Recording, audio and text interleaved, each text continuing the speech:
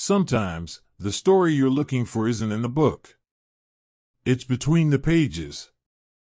This is a true story about an old bookstore, a random book, and a love letter that should have been lost forever. And if you're learning English, this story will teach you the kind of language people really use, not the textbook stuff. So listen closely. It happened about a year ago, on a cold, rainy afternoon. I was walking through a quiet part of the city, just killing time. I wasn't looking for anything, really. But then I saw a tiny bookshop, the kind that looks like it's been there for 100 years. The sign was old and faded. The windows were full of dusty novels and maps. I stepped inside. The smell hit me first, old paper, wood, and something that felt like time itself. No music. Just silence, and the occasional sound of pages turning. I walked around for a while. The books were stacked in random piles, some organized by author, some by color, some by I don't even know. I ended up picking out a small hardcover novel. I didn't know the title. I just liked the cover. It was $3. That night, I made tea and opened the book. The first few pages were normal. But around page 48, something fell out. It was a letter. Folded carefully. Cream-colored paper. The ink was slightly faded, but the handwriting was beautiful, the kind of handwriting people don't use anymore. I unfolded it slowly, expecting some old receipt or bookmark. But then I read the first line. My dearest Rose, if you're reading this, then I was too much of a coward to say it out loud. I kept reading.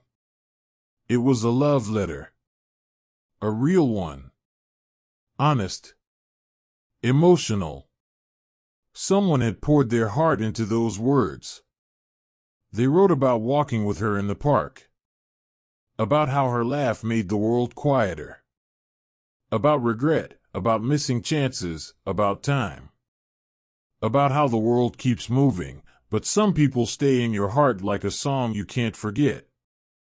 I read the whole thing in silence. It wasn't signed. No last names. No date. Just, always yours. M. I sat there for a long time. I don't know why, but it felt wrong to put the letter back in the book. Like I was holding a memory that didn't belong to me. But at the same time, it felt like I was meant to find it. Like somehow, I'd been handed a small piece of someone else's story, and for a moment, I could feel it. Since then, I've kept the letter in the book. I don't read it often. But on quiet nights, when the world feels heavy and the city's asleep, I sometimes take it out and read the words again. And I wonder, did Rose ever read it? Did she ever know? Let's look at some real English from this story. It hit me first, used when you notice something strongly, like a smell or emotion. Poured their heart into means to write or speak with deep emotion. A memory that didn't belong to me, a poetic way to say something personal that you found by accident. These are phrases you'll never find in a grammar book. But they're the ones that make your English real. Now it's your turn. What's the most unexpected thing you've ever found in a book, or in a place where you didn't expect anything at all? Tell us in the comments. We want to hear your story. And if this kind of storytelling helps you feel the language, not just understand it, then subscribe. Because here, we don't just teach English. We tell the stories that stay with you.